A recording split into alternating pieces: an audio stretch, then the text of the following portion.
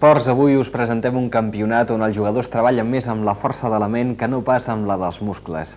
En un local de l'Eixample ha tingut lloc aquesta setmana la final de la Lliga de Scrabble, un joc que té per objectiu la construcció de paraules tan llargues com sigui possible. La competició ha plegat professionals de la llengua, com ara filòlegs i periodistes. Queden pocs segons i cal trobar la paraula que doni més punts.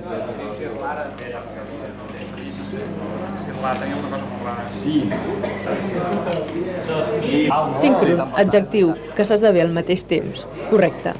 Venen cada dimecres i venen a la tombada unes 30 persones. Hi ha una llista de 49, però regularment són 20-25.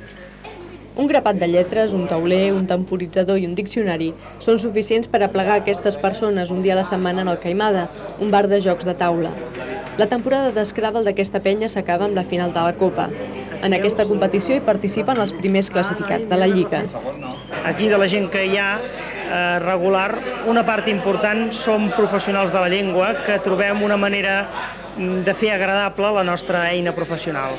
Cada lletra té puntuacions diferents, també depèn de la dificultat i estan marcades, i a sobre del taulell també hi ha caselles on es col·loquen les lletres i valen més punts o menys, no?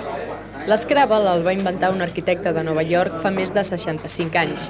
Des d'aleshores ha patit uns quants canvis i s'ha escampat arreu del món, traduït a més de 30 idiomes. En aquest bar del xamfrà dels carrers de Provença i d'Independència, fa uns 6 anys que els Scrabble maniàtics fan sorgir d'aquests faristols tant les paraules corrents com les més rebuscades del català.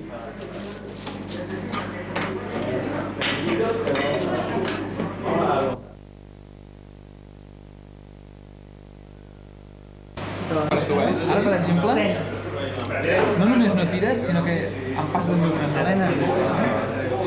Has buscat tren? No, és escrit. No. Comunicacions entre... Sí, pensava que la bona, sí. Ara que no robeu, sabem que veiem la festa. Explica'm una mica què feu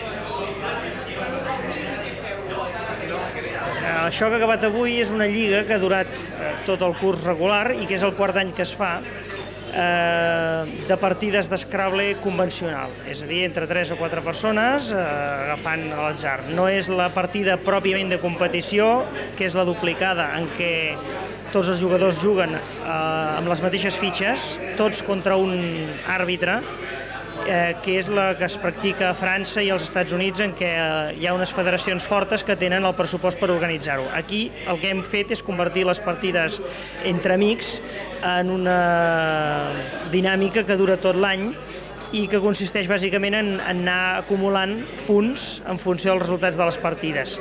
Al final de l'any tenim un resultat que és la Lliga, hi ha hagut uns guanyadors de Lliga, i després hi ha com una mena de copa final entre els més ben classificats, que és el que s'ha fet avui aquí, i que, doncs, com han pogut captar les càmeres, té un ambient de frescor i de relaxament que no és ben bé el de la competició d'alt nivell, però apreciem molt que tingui aquest to relaxat i distès.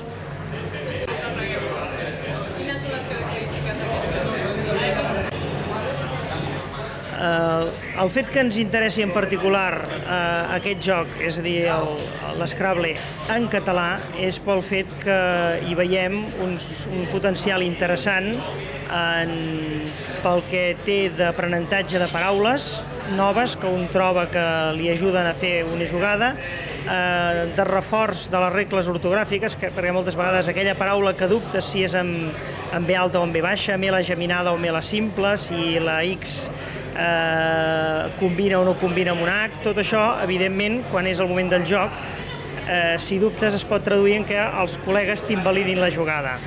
S'ha de tenir present que aquest joc ja fa 6 o 7 anys que existeix i que en aquests moments, per exemple, la majoria de centres d'autoaprenentatge de les universitats i dels consells municipals el solen tenir com a part de l'equipament que posen a disposició de la gent que té ganes de practicar la llengua, en aquest cas d'una manera lúdica, però que pel fet de ser lúdica no vol dir que no pugui ser d'un gran rendiment en el marc escolar o simplement entre amics. Aquí de la gent que hi ha regular, una part important som professionals de la llengua que trobem una manera de fer agradable la nostra eina professional. El fet de jugar en català t'obliga a mobilitzar coneixements de vocabulari, que moltes vegades hi ha paraules que no faria servir potser habitualment, però que tenen un rendiment perquè contenen la L geminada, la X, la C trencada, el dígraf NY, i per un altre cantó hi ha el reforç pròpiament de l'ortografia. Tot això fa que valorem que és un joc que ens obliga moltes vegades a superar, a millorar els nostres coneixements de llengua. No.